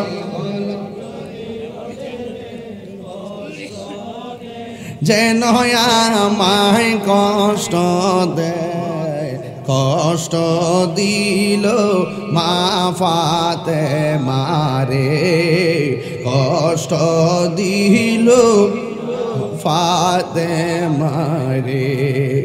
জান্নাতের ওই সরদার যারা কেমনে ছুরি চালায়, আইরে জান্নাতের ওই সরদার যারা কেমনে ছুরি চালায়, কি জবাব দিবে হাসরের বেলায়। যে গলেতে নূর নূর, এ যেই গলেতে চুমু খেত নবী মুস্তাফায়, সেই গলে শিমুরে নিল তলোয়ারের আগায়। জোরে জোরে কি আল্লাহু আকবার বলা যাবে না? হাই রে ও আমার নারীর বাবা, ব্রাহ্মণ হতর বাবা,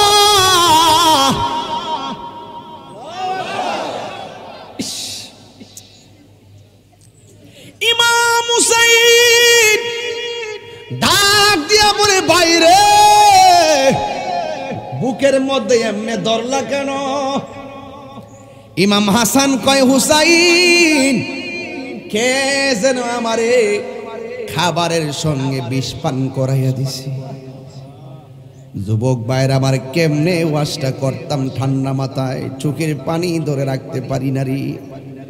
কবরের ওয়াজ করলে, মা বাপের ওয়াজ করলে, কারবালার ওয়াজ করলে যার হৃদয় কাঁপে না, তার এখনো হৃদয়ে ভালোবাসা পয়দা হয় নাই।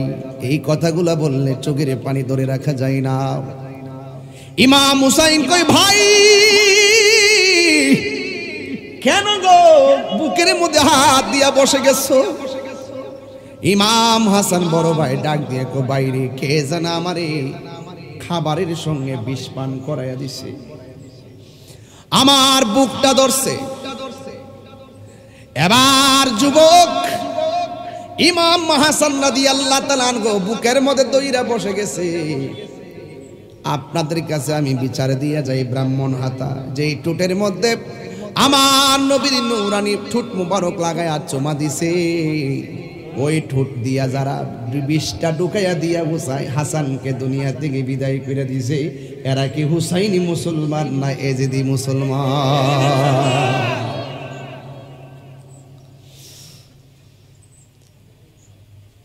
ইমাম হুসাইন ডাক দিয়ে, ভাই নাম ডাকো। আমি দেখি নাই। এ হুসাইন কই, বাইরে কেমনে তোমার বিষটা পান করাইলো? আস্তে আস্তে মাটির মধ্যে ডলে যাইতেছে, আর হুসাইন চুকির পানি ফালায়া বিনায়া বিনায়া কয়, ভাই কষ্ট আপনাদের কহে একবার শুনি,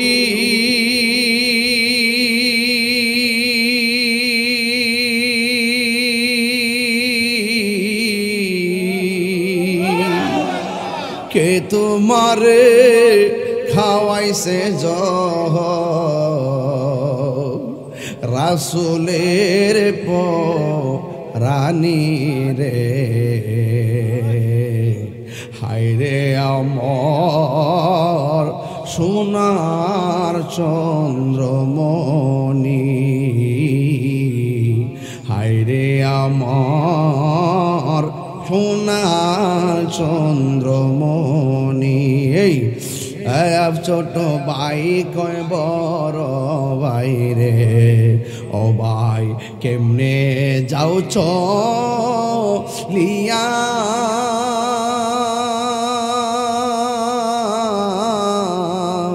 আজকে থেকে কান্দি আমি বাইহারা ইয়ারে,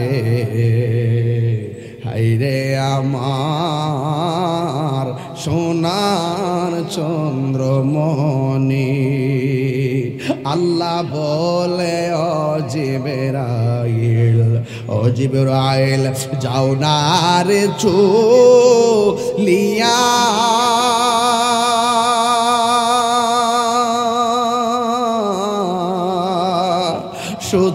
হাজার ফেরেশতা নামাও জানাজার লাগিয়া রে,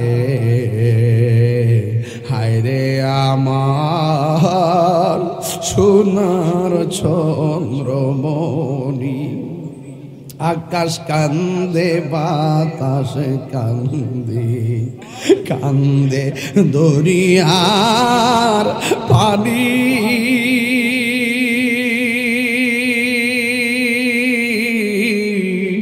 দুই পুত্র হারায়া কান্দে, ফাতেমা জননী রে,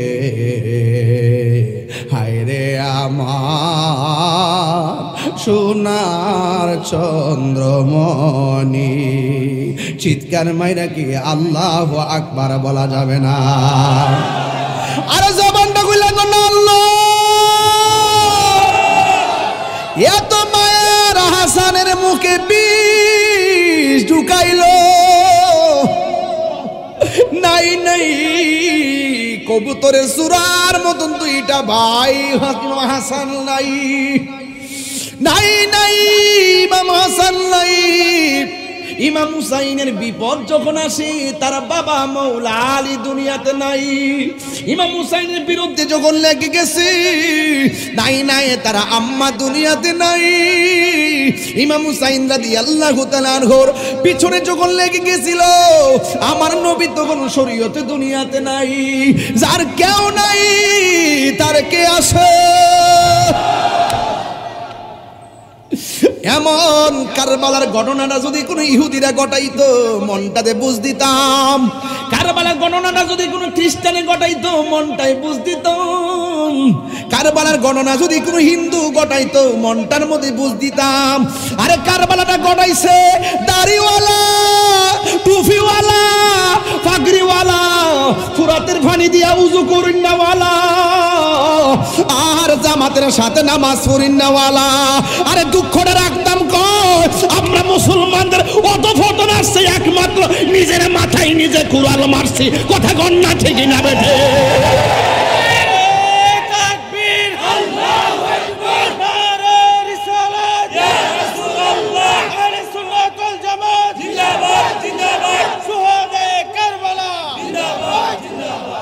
আল্লাহু আকবার জোরে বলেন। নিজের কপালে নিজে কুড়াল মারছি। দেখেন ফিলিস্তিনের অবস্থা, কিচ্ছু হইল নইলে যদি ক্ষমতাধর মুসলিম রাষ্ট্রগুলা এক থাকতো, ডরে বাপ ডাক লইলে একমাত্র মুনাফিকদের কারণে আমাদের অবস্থা। কথা কোন ঠিক কিনা? ইমাম হুসাইন রাদিয়াল্লাহু তাআলা আনহু এত সুন্দর যার চেহারা, যাকে আমার নবী বলেছেন মান আহাব্বাল হাসান ওয়াল হুসাইনা ফাকাদ আহাব্বানি ওয়া মান আবগাদাহুমা ফাকাদ আবগাদানি। যে আমার হাসান হুসাইনকে ভালোবাসবে সে যেন আমি নবীরে ভালোবাসলো, যে আমার হাসান হুসাইনকে কষ্ট দিল সে যেন আমি নবীরে কষ্ট দিল। কারবালার করুন কাহিনী কেমনে বলা যায়, কারবালার করুন কাহিনী কেমনে ভোলা যায়। নবীর औलाद শহীদ করলো, নবীর নিষ্ঠুরে জিদায়, কারবালার করুন কাহিনী কেমনে ভোলা যায়। দয়াল নবী যেই গলেতে চুমু খেত দিনে রাতে, দয়াল নবী যেই গলেতে চুমু খেত দিনে রাতে, সেই গলেতে বিষের চুরি, সেই মরে চালাই, কারবালার করুন কাহিনী কেমনে ভোলা যায়। যদি আমার আপনারা সাহস দেন একটু কারবালায় যাইতাম, সে যাইবেননি? যাইবেননি বাজান? একটু যাইবেননি? এই মাঠ থেকে পলায়ন করবেন না। আমরা কি হুসাইনি মুসলমান নাকি এজিদি মুসলমান? এই জন্য নবীর প্রেমিক, নবীর নাতি, আদরের নাতি ইমামে আলী মুকামে কারবালার ময়দানে কি নিজে গেছে না দাওয়াতে নিছে? অনেক মানুষ বলে ইমাম হুসাইন রাদিয়াল্লাহু তাআলা আনহু নাকি যুদ্ধ করার জন্য গেছে কুফায়। আমি তাদেরকে জবাব দিতে চাই, যদি যুদ্ধের জন্য যাইতো 6 মাসের বাচ্চা আলী আসগরকে জীবনও নিতেন না। ঠিক না? যদি যুদ্ধের জন্য যাইতেন নিজের স্ত্রীকে নিতেন না, সন্তানকে নিতেন না, বাতিজিরে নিতেন না। ওরা দাওয়াত করছে, ইমাম হুসাইন গেছে, যাওয়ার পরে শহর বানু একটা ডাক দিয়া বলে স্বামী গো, ওরা ডাক দিয়া ওরা আমরা দাওয়াত করে আনছে, এইভাবে কেন ধুলা উড়াইয়া উড়াইয়া তারা আসতেছে আমাদের দিকে। ইমাম হুসাইন কয় শহর বানু, নামাজ যেমন ফরজ পর্দাও তেমন ফরজ। তাদের সামনে তুমি থাকতে পারবে না, তলোয়ারটা দাও, খেজুরের ডাল দিয়া তাবু বানায়া দেই। খেজুরের ডাল দিয়া তাবু বানায়া দেই। তলোয়ারটা যেই মাত্র দিয়া খেজুরের ডালের মধ্যে কূপ দিছে, খেজুরের ডালের গোড়া দিয়া তাজা রক্ত পড়তেছে। পাথর তুল্লা কাপড়টারে ডাকনা দিব, পাথর উলগানোর পর পাথর নিচে রক্ত রক্ত দেখতেছে। গোড়ার দিকে তাকায়া দেখে গোড়ার পা গুলো মাটির নিচে আদা ঢুইকা রইছে। ইমাম হুসাইন আর বুঝতে বাকি নাই, শহর বানরে কেন তার আসতেছে জাননি? আমার নানা কইছিল যে এই জায়গায় গেলে খেজুরের ডালের মধ্যে কূপ দিলে রক্ত ঝরবে, ওই জায়গাটায় আমার শাহাদতের সেন্টার। আর দেরি কইরো না গো শহর বানো, তাবুর নিচে যাও, নামাজ যেমন ফরজ পর্দা তেমন ফরজ। এ আমার ব্রাহ্মণ হাতার মা, পর্দা লঙ্ঘন কইরো না গো মা। আমি আগেই বলছি, কারবালার ওয়াজ কেবল ঘটনা নয়, কারবালার ওয়াজ আমাদের পারিবারিক শিক্ষা, ইমানি শিক্ষা। এখনো সময় আছে, নামাজ পড়া যেমন ফরজ পর্দা তেমন ফরজ। দায়ুস কোনোদিন জান্নাতে যাবে না, চিৎকার মেরে কোন ঠিক কিনা? এবার শহর বানো তাবুর ভিতরে, সখিনা তাবুর ভিতরে ইমাম হুসাইন রাদিয়াল্লাহু তাআলা আনহুর বোন জৈনবে তাবুর ভিতরে ঢুকছে। আর ইমাম হুসাইন রাদিয়াল্লাহু তাআলা আনহু একটা ঘোষণা করলেন, আমি তোমাদেরকে দাওয়াতের জন্য নিয়ে এসেছি, আমি তোমাদেরকে সাথে নিয়ে আসছিলাম, ওরা আমাদের প্রতিনিধি মেরে ফেলেছে, একটা রাত তোমাদেরকে সময় দিলাম, এই রাতের ভিতরে যে যে দিকটা মনে চাই এই দিকটা চলে যাও, তোমরা আমার বিরুদ্ধে নালিশ করো না। মনে হয় এই জায়গার ভিতরে আমাদের শেষ নিঃশ্বাস ত্যাগ করা লাগবে। একটা রাত সময় দিয়েছে, রাত্র গভীর হয়ে গেছে। ইমাম হুসাইন রাদিয়াল্লাহু তাআলা আনহু বললেন, তোমরা যার জন্য চলে যাও, এখানে থাকলে জীবন দিতে হবে, আমি চাই না তোমরা আমার সঙ্গে আইসা জীবন দাও। এই কথা এলান করার পর ৭২ জন সঙ্গে রাতের বেলা সবাই ঘুমাইছি, ঘুমের পর সকালবেলা হইয়া গেছি। আর সকালবেলা ওইটা দেখতেছেন একটা মানুষ হুসাইনকে ময়দানে ফালাইয়া পলায়ন করে না।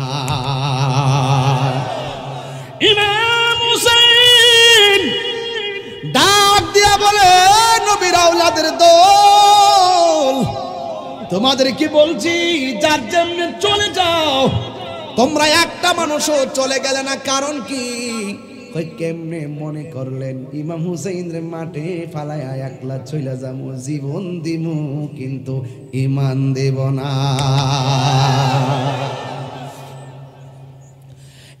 এরপরে ইয়াজিদ বাহিনী আসতেছে, আয়েশা ডাক দিয়া বলে, হুসাইন তুমি কি দেখো না তোমার প্রতিনিধির কি অবস্থা করছি, তাড়াতাড়ি আমাদের হাতে বায়াত গ্রহণ করো। ইমাম হুসাইন কয়ে, তোরা মুনাফিক, মুনাফিকের হাতে জীবন দেওয়া যায় কিন্তু ঈমান দেওয়া যায় না। এই কথা বলার পর ইমাম হুসাইন রাদিয়াল্লাহু তাআলা আনহুর একটা সন্তান, তিনটা সন্তান তো, একটা সন্তানের নাম হলো আলী আকবর, আরেকটা সন্তানের নাম হলো আলী আউসাদ, আরেকটা সন্তানের নাম হলো আলী আসগর। আলী আকবর ডাক দিয়া, তুই আব্বা, আব্বা গো, ওরা দিয়ে আপনার সঙ্গে গাদ্দারি করতেছে, মুখে দাড়ি আছে, মাথায় পাগড়ি আছে, মুখের মধ্যে আল্লাহু আকবার আল্লাহু আকবার, এত সুন্দর ধ্বনি, বুকের মধ্যে কোরআন আছে, সবগুলা কোরআনে হাফেজ হইয়া কেমনে আপনাকে দাওয়াত করে আইনা এমন ভাবে পানি বন্ধ করলো, কেমনে পানি বন্ধ করলো? ইমাম হুসাইন কে, বাবা রে কথা বইলো না, কথা বইলো না। সন্তান ডাক দেখে, আব্বা আপনার বিরুদ্ধে তারা অস্ত্র ধরেছে, আপনি জানেননি আমি কেডা? কয়, তুমি কে? আমি হইলাম হুসাইনের পোলা, নাম হইল আলী আকবর। আপনি জানেননি আমার দাদার নাম কি? আমার দাদার নাম হইল শের খুদা মৌলা আলী। ডাক দিয়া বলে, তা বাবা আপনার যাওয়া লাগতো না, আমারে অনুমতি দেন, আপনার সামনে প্রথম যাইয়া তাদের সঙ্গে আমি জীবন দিব। ইমাম হুসাইন কই বাবারি সবাই গেল তোর দিতাম না। কই কেন?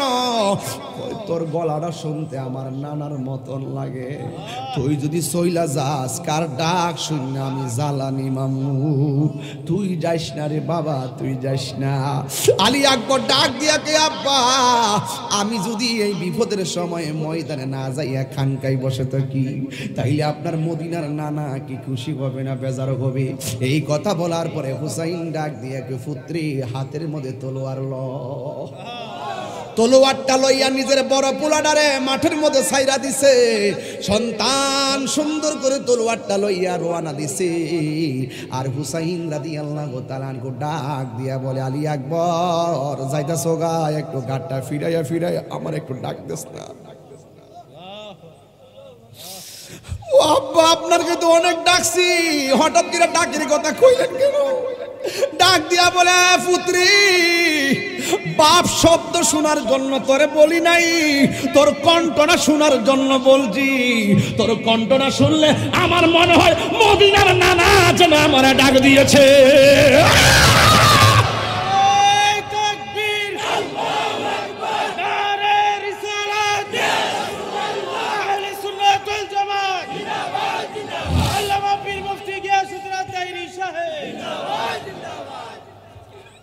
ডাক দিয়া বলে পুত্রে আমার ডাক দেখ বাবা আলবিদা আবি আলবিদা। বড় বড় লম্বা করে ডাক দিয়া কয় পুত্রে যাও। আলী আকবর তলোয়ারটা নিয়ে ময়দানে গেছে। যতই হোক না কেন হুসাইনের বেটা তো এজিদিরা তারে এমন ভাবে ঘায়েল করছে, ডাইনে বেড়া দিছে, বামে বের দিছে, সামনে দিছে, পিছন দিছে। আমার দেশে দেখবেন ফাড়ো ফালাইয়া কিছু মানুষ মারে, বাপের লেগে ঝগড়া লাগে ফুতের রাস্তায় অ্যাটাক করে, ফুতেরে ফাইয়া এমন ভাবে দাও মারছে। কিন্তু আলী আকবরের গায়ের ভিতরে এত শক্তি, ডানে দুরানি দেয়, বামে দুরানি দেয়, কসুরি পানার মতন বিয়াদব সাইজ করতেছে। আর ওই মুহূর্তে ইমামে আলী আকবর যুদ্ধ করতেছে। হঠাৎ করে বাপের কথা মনে হয়ে গেছে। একটা বিয়াদব চতুর্দিক দা বের দিয়া কয় গায়ের মধ্যে গায়ে দিবি না, হাতের মধ্যে দিবি না, কণ্ঠটারে শেষ করে দিবি। কারণ কণ্ঠটা তো শুনতে আমার নবীর মতো মনে হয়। একটা তীর মারছে, কণ্ঠটা ছিদ্র হইয়া গেছে। আল্লাহু আকবার কোন কেন? ইমাম আলী আকবর কয় আমার আব্বা আমার ডাকটা শুনতে এত পাগল, যেইভাবে তীরটা ঢুকছে মনে হয় আমি বাঁচতাম না। যাই যাই জন্মের মতন একবার আমার আব্বারে ডাকটা দিয়ায় এবার গলার মধ্যে হাতটা দিয়ে বাড়ির মধ্যে চলে গেছে। যাইয়া ডাক দিয়ে কে বাবা আপনি না আমার ডাকের জন্য পাগল, শেষবারের মতন বিরতি দিছি, আবার যাইতে হবে কারবালার ময়দানে, আপনার একটু ডাকার জন্য আসছি। ইমাম হুসাইন বলে বাবা রে তুই দিয়ে আমারে কত সুন্দর করে ডাক দিয়া মাঠে গেছস, এখন দি হঠাৎ করে ডাকটা মাঝখান দিয়ে হাওয়া হইয়া বের হয়ে যায়। কই আব্বা গো আব্বা গো আব্বা গো, ওরা আমার কণ্ঠটারে শেষ করে দিয়েছে গো। আপনারে ডাক দিলে অর্ধেকটা ডাক আমার ছিদ্র দিয়া বাইরিয়া যায়। এবার হুসাইন রাদিয়াল্লাহু তাআলা আনহুর চোখের পানি ফালাইয়া কান্দে। যুবক ভাইরা আবার কই বাবা আমাকে আবার যাইতে হবে, আমার বিদায় দেন। এবারে হুসাইনকে তার সন্তান আলী আকবর ডাক দিয়ে কে বাবা আমি আপনার কাছে আজকে কোনো কিছু চাইতাম না, একটা জিনিস আপনার কাছে চাই আমারে দিবেননি। হুসাইন তো পুত্রে বাড়ি ফালাই আসছি আরেক জায়গায়, এখানে তুমি আমার কাছে কি চাইবে আমি তোমারে কি দিব? তোমার গলার তীরটাই তো আমি ফিরাইয়া রাখতাম পারছি না রে ফুত। এবার আলী আকবর ডাক দিয়া কে বাবা ও আব্বা গো কিচ্ছু আমি চাই না। যুদ্ধ করতে করতে আমার গলাটা শুকায়া গেছে, যুদ্ধ করতে করতে আমার কলিজাটা শুকায়া গেছে। আমি আবার যুদ্ধের ময়দানে যাব, যদি পারেন আমার জন্য এক ফোঁটা পানি গলার মধ্যে দিয়া দেন না। ইমাম হুসাইনে কয় আমি কেমন বাবা হইছি, নদী ভর্তি পানি, ফোরাতের পানি টল টল করে রে। আমার জাদুমণির মুখের মধ্যে আমি পানি দিতে পারতেছি না, মস্কের পানি শুকাইয়া একদম চৌচির হইয়া গেছে। আমার জাদুমণির কণ্ঠে আমি হতবাগা বাবা এক ফোঁটা পানি দিতে পারলাম না। এই কথা বইলা এবার ডাক দিয়া কয়, আব্বারে তোমার আমি পানি দিতেছি, তুমি লম্বা হইয়া শুয়া যাও। সন্তানটারে লম্বা কইরা শুয়া দিয়া সন্তান মনে করছে মস্কের পানি দিব, সন্তান মনে করছে ফুরাতের পানি দিব, সন্তান মনে করছে কূপের ঠান্ডা পানি বুঝি জন্মের মতন গলার মধ্যে ঢুকাইয়া দিব। এবার সন্তানটারে লম্বা কইরা শুয়াইয়া হুসাইন রাদিয়াল্লাহু তাআলা আনহু ডাক দিয়া বলে, পুত্রে একটু মুখটা হা কর। এবার মুখটা হা করলো। এবার ইমাম আলী মুকামের সন্তান হযরতে ইমাম আলী আকবর মনে করছে মুখের মধ্যে কেবলমাত্র মনে ঠান্ডা পানি রাইতেছে। হঠাৎ করে ইমাম হুসাইন কে, পুত্রে নে নে পানি নে কইয়া নিজের শুকনা জিহ্বাটা সন্তানের মুখের ভিতরে ঢুকাইয়া দিছে। ইমাম আলী আকবর ডাক দিয়ে কি, আব্বা ও আব্বা গো, আমার মুখের ভিতরে তোমার শুকনা জিহ্বাটা ঢুকাইছো। আমি দেখতেছি আমার জিহ্বার চাইতে তোমার জিহ্বা বড় শুকনা। আমার বাবা আছে দেখে আমি পানি চাইছি, আপনার তো বাবা নাই, এই জন্য বুঝি শুকনা জিহ্বা লইয়া বইয়া রইছেন। দুঃখ বুঝি কেউ কোথাও কন্যা, প্রেমের আগুন জ্বলে দ্বিগুণ রে। ব্রাহ্মণ হাতাবাসী জল দিলে নিবে না, প্রেমের আগুন জ্বলে দ্বিগুণ রে। জল দিলে নিবে না।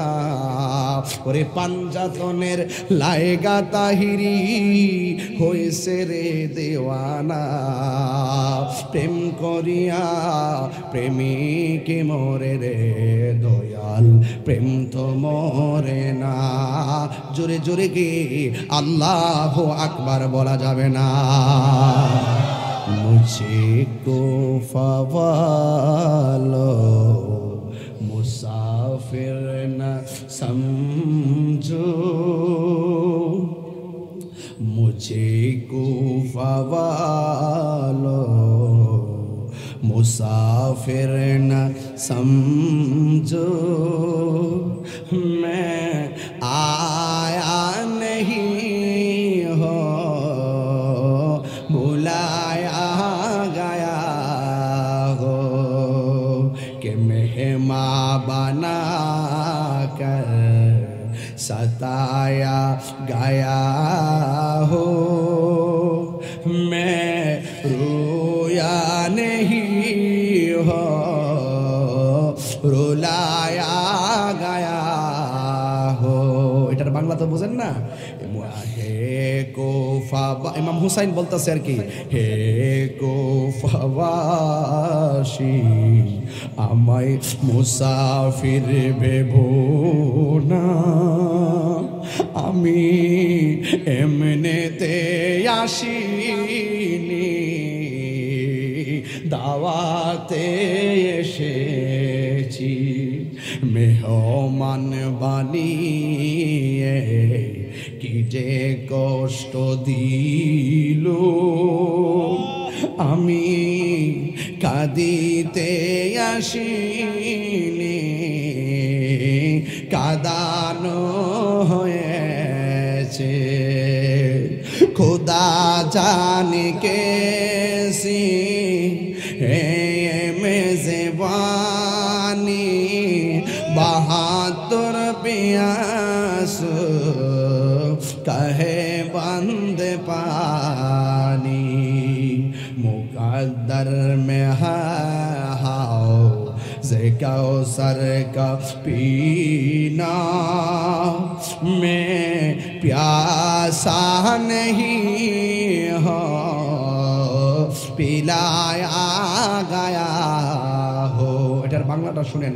আল্লাহ জানে একে মনে মেহমানদারি, 72 পিপাসা আশায় পানি বন্ধ করি, কপালে ছিল মোর হাউজে কাউসার, কপালে ছিল মোর হাউজে কাউসার।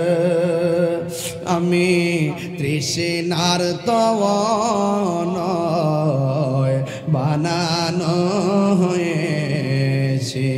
এই গজলটা এই কিতাবে আছে, 50 টাকা করে নিয়ে যাবেন, এটা শুনবেন, মহরম মাসে শিখে ফেলবেন, এটার অর্থগুলো জানবেন, আমার গজল থেকে শুনে শুনে অর্থগুলো শুনবেন ইনশাআল্লাহ। এই যুবক ভাইয়ের আমার, আমি বলতে চেয়েছিলাম, আরে হুসাইনের জন্য ওরা পানি বন্ধ করছে, আরে ইমাম আলী আকবরের জন্য পানি বন্ধ করছে। খোদার কসম, যেই রাসূল না হলে ফুরাতের পানি হতো না, যেই নবী না হলে চাঁদ হতো না, সূর্য হতো না, আসমান হতো না, লৌহ হতো না, কলম হতো না, ফেরেশতা হতো না, মানুষ হতো না, পানি হতো না। সেই নবীর আওলাদের জন্য যারা পানি বন্ধ করে দিয়েছে, এরা কি নবীর সুপারিশ পাবে?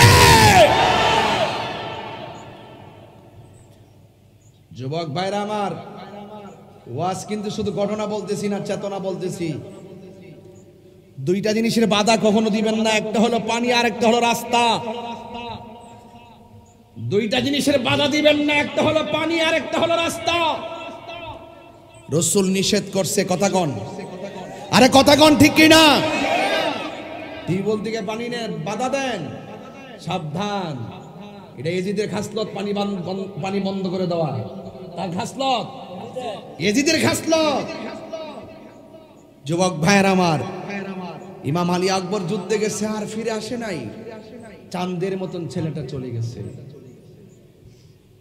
শহর বানু সন্তানটা দেখে ছোট্ট 6 মাসের বাচ্চা লইয়া স্বামীর কাছে কয়, স্বামী গো, একটা তো গেছে তীর খাইয়া, এটা মনে হয় পানির অভাবে যাইব গা, তাড়াতাড়ি যাইয়া ফুরাত থেকে 1 ফুটা পানি আইন না দিনে ফুলাটার লেগা।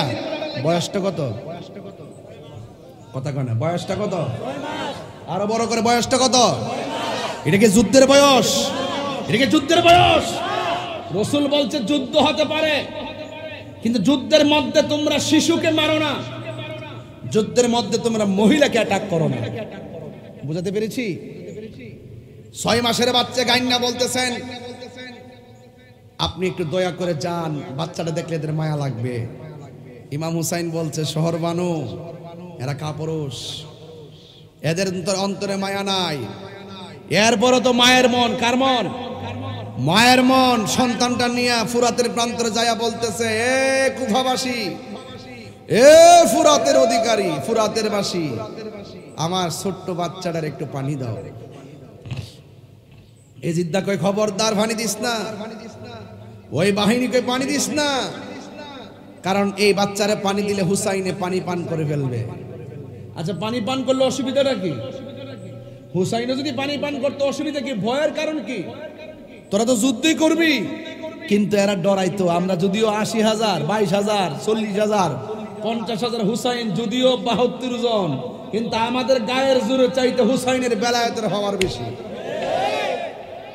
এই জন্য কাপুরুষেরা অল্প সংখ্যক মানুষকে ভয় পায়, কারণ এরা হইল অসৎ আর প্রেমিকরা হইল সৎ। সতের পক্ষে কেউ না থাকুক, একজন আছে, তিনি কে? আল্লাহু ওয়ালিউল্লাযিনা আমানু ইখরিজুহুম মিনাজ যুলুমাতি ইলান নূর। আল্লাহ ঈমানদারের অভিভাবক হয়ে যায়, তখন আল্লাহ তাকে অন্ধকার থেকে আলোর দিকে নিয়ে যায়। বলুন না সুবহানাল্লাহ। 6 মাসের বাচ্চা গো, যেই মাত্র ফুরাতের প্রান্ত নিয়ে গেছে, ওই বেয়াদবের দলেরা পানি দেয় নাই, একটা তীর মেরেছে, এক কিতাবে লেখে কলিজা ছিদ্র হয়ে বের হয়ে যায়, আর এক কিতাবে লেখে কণ্ঠনালী ছিদ্র হয়ে বের হয়ে যায়। ইমাম আলী আসগরের গায়ের ভিতরে তীর লাগছে। ইমাম হুসাইন বলেন, আমার সন্তানটা পানির জন্য এমন ভাবে কাতর হয়ে গেছে, চোখ খুলনা তাকাইতে পারে না। যেই মাত্র গায়ের মধ্যে তীরটা লাগছে, আমার সন্তান 2টা চোখ বাইর করে দিয়ে আমার জন্য বলতেছে, ও বাবা, আমার আর পানি পান করা লাগবে না, আমি আল্লাহর হাউজে কাউসারের পানি পান করে ফেলেছি। ওই সন্তানটারে কাদের মধ্যে লইয়া শহর বানুর তাবুতে যখন গেছে, ওই হযরতে ইমাম হুসাইন রাদিয়াল্লাহু তাআলা আনহু যেই মাত্র সন্তানটারে নিয়ে গেছে, শহর বানু বলে, স্বামী গো দেখছেন নি আমার সন্তান কেমনে পানি পান করে ঘুমাইয়া গেছে।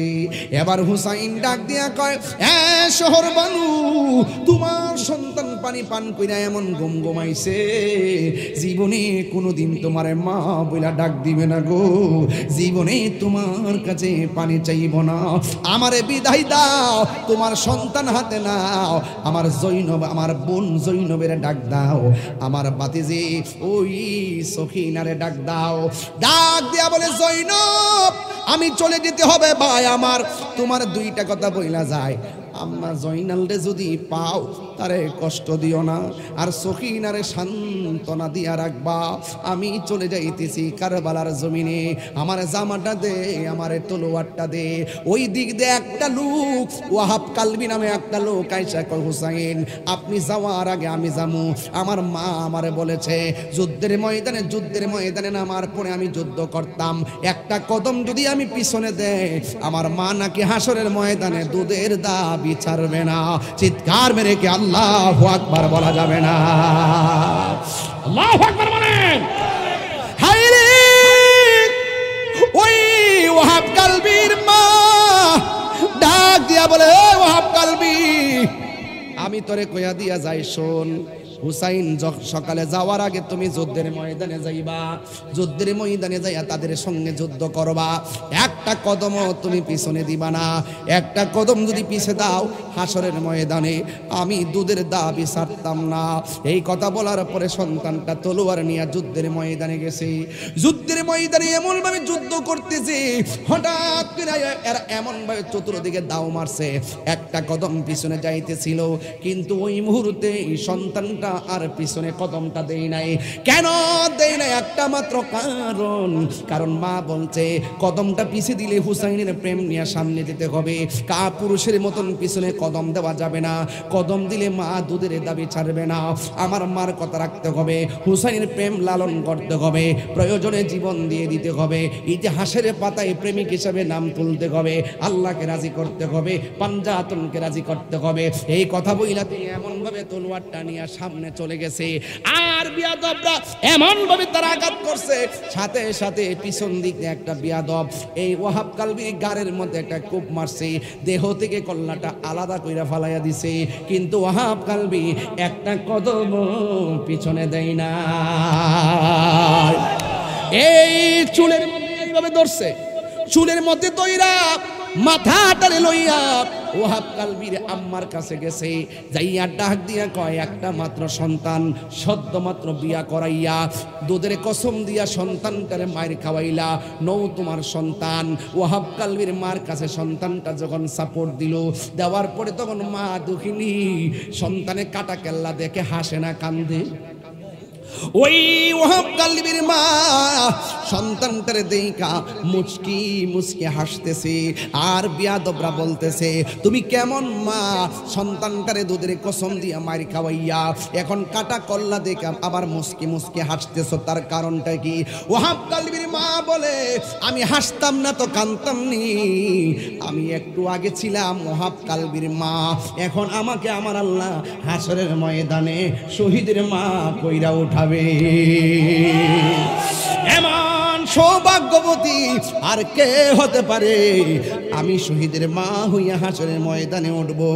এই কথা বলার পর ওয়াহাব কালবির মায়ের সামনে এই কল্লাটারে ডিল মেরা ফালাইয়া কয়, তোমার সন্তানের একটা স্মৃতিশোধ বানাও, কবর দাও, স্মৃতি হিসাবে রেখা দাও। ওয়াহাব কালবির মা কল্লাটারে হাতের মধ্যে লইয়া এমন ভাবে তাকায়া দেখতেছে, ওয়াহাব কালবির দুইটা ঠোঁট যেন লড়তেছে, আর হাতের মধ্যে কল্লাটা লইয়া এমন ভাবে একটা ডিল মাইরা ফালা ফালাইয়া দিছে। যেই মাত্র ডিল মাইরা ফালাইয়া দিছে, আরে ওই বিয়াদবগুলো বলতেছে, তুমি কেমন অপয়া মা, তুমি কেমন বেঈমান মা, তুমি কেমন স্বার্থপর মা, দুধের কসম দিয়ে বাচ্চাদের মারি খাওয়াইয়া এই বাচ্চাটার তুমি ডিল মাইরা কল্লাটা কেন ফালাইয়া দিলা? ওয়াহাব কালবির মা ডাক দিয়া কয়, তোরা চিনস্তি আমি কে?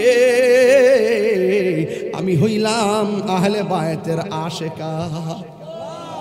মায়ের একদার দুধের দাম কাটিয়া গায়ের চাম, একদার দুধের দাম, একদার দুধের দাম কাটিয়া গায়ের চাম, পাপস বানাইল ঋণ সুদ হবে না, এমন ধরদি মা গো, এমন দরদি ভাবে কেউ হবে না আমার মা গো, নিঃস্বার্থে ভালোবাসে শুধু আমার মা, ববে যার তুলনা নাই, নিঃস্বার্থে ভালোবাসে শুধু আমার মা, ববে যার তুলনা নাই। সেই মা তোমার চলে গেলে গো, সেই মা তোমার চলে গেলে সার হইব কান্দন, এই জগতে কেউ হবে না মায়েরই মতো, এই জগতে কেউ হবে না মায়েরই মতো। বাবা গো বাবা, বাবা গো বাবা, কত আদর কত স্নেহ তোমার কাছে পেলাম, সব কিছু হারিয়ে আজকে নিঃস্ব হয়ে গেলাম। ভালোবাসি তোমায় বাবা, বুকটা যে চাইছি রে, ভালোবাসি বুকটা যে চাইছি রে, তোমার কথা হৃদয় মাঝে পড়ছে বারে বারে। বাবা গো বাবা, বাবা গো বাবা, বাপ ছাড়া ঈদের আনন্দ কেমন কেমন জানে শূন্য লেগেছে, মা ছাড়া কুরবানি গোশত যেমন কেন শূন্য শূন্য লেগেছে। ও বন্ধু, ওয়াহাব কালবির মা কল্লাডার হাতের মধ্যে নয়া ডিল মাইরা ফালাইয়া দিছে। ওরা ডাক দিয়া কই, তুমি তোমার সন্তানরে শেষ মায়াটাও করলা না। কই আমি মায়া করব কেন, আমি তো আমার সন্তানটারে আল্লাহর রাস্তায় কুরবানি দিয়া দিছি, দান করে দিছি। দান করা জিনিস ফেরত নেওয়া জায়েজ নাই। আর জোরে জোরে কন্যা আল্লাহু আকবার। মহরমের 10 তারিখ, এই এই এই এই কন্যা, আরে মহরমের কি ঘটাইলেন, আই রাখি গো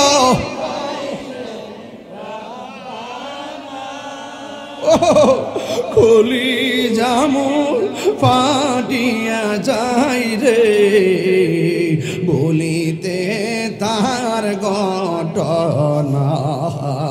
হাসান শহীদ জহরেতে,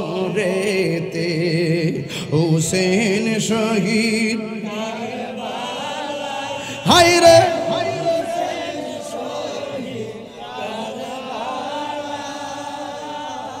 জয়নাল আবেদিন বন্দিরে হইল, এজিদের জেলখানা।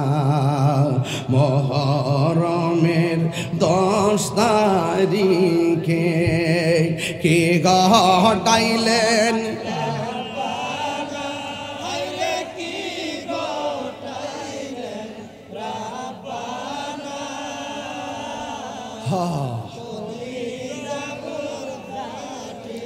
যাই রে বলিতে তার ঘটনা যাওরে দুলদুল খয়রে খবর আমার মাইজে নে মোর কান্দে না হায় রে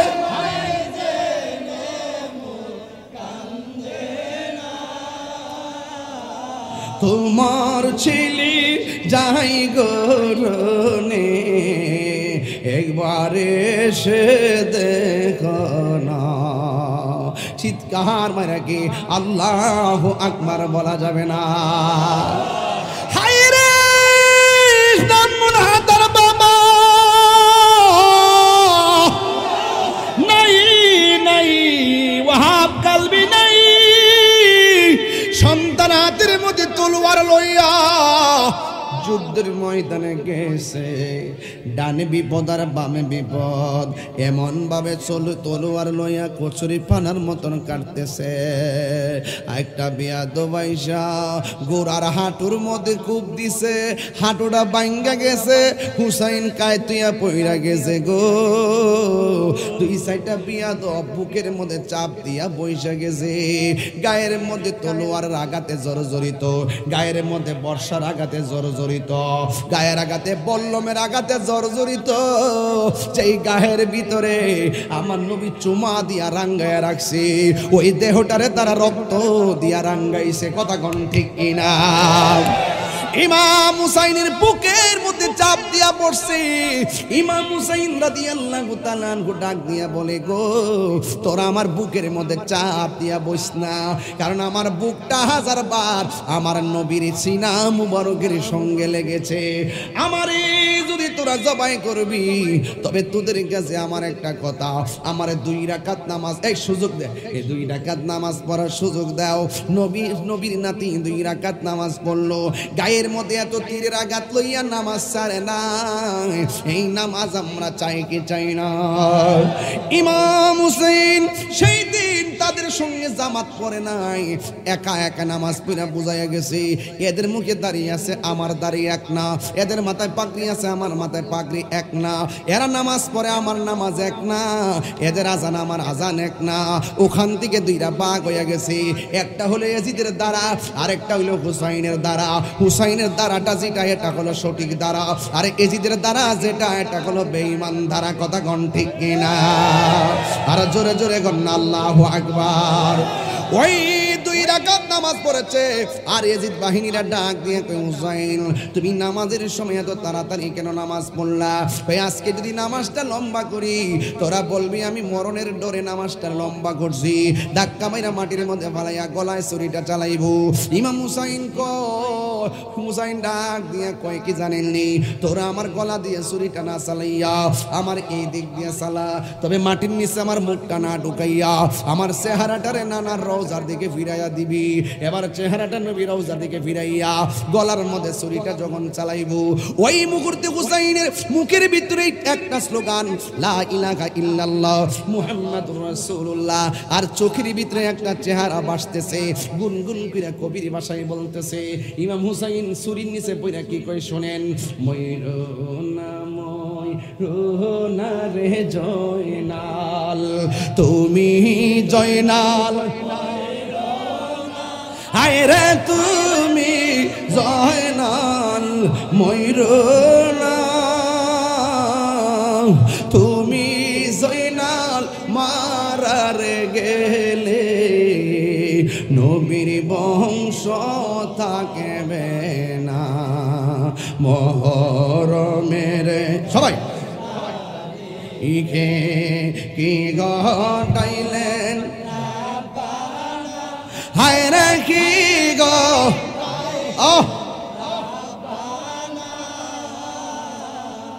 কলিজাম ফাটিয়া যাই রে শুনিতে তার ঘটনা একটা জবান বন্ধ রাখবেন না হুসাইনকে রওজা মুবারকে জিন্দা না মরা আর জোরে কোন জিন্দা না মরা ওয়ালা তাকুলু লিমান يقتلوا في سبيل الله أموات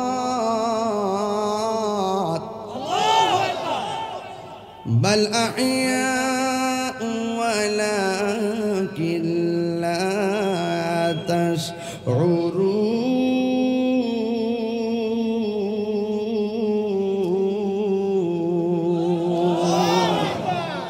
इस्लाम जिंदा होता है हर करबला की बात সেদিন কি হুসাইন জিতলো না হারলো তাইলে বোঝা গেল কোন কোন কুরবানি আসলে হাকিকতে জিতা কথা কোন ঠিক কি না এই রক্ত এখনো ইসলাম জিন্দা होता है हर करबला के बाद ইমাম হুসাইনের রক্তের ফোঁটা দিয়ে কোটি কোটি উম্মত নাজাত পেয়ে যাবে জবানটা ছেড়ে বলুন বিদায় বেলায় আমরা নামাজ চাই কি চাই না ইমাম হুসাইনের কারবালার মাঠে তলোয়ার আর বল্লম 72 আঘাত নিয়েও নামাজ পড়ছি কি পড়ে নাই স্বামীর রক্তমাখা পরিস্থিতির সামনে শহর মানুষ পর্দা করছে কি করে নাই জৈনবে পর্দা করছে কি করে নাই সেই পর্দা আমরা চাই কি চাই না খবরদার এজিদ কিন্তু কল্লা মোবারক নিয়ে নেশা করছিল এরপর থেকে তার উপরে গজব আসছিল আমরা নেশা করব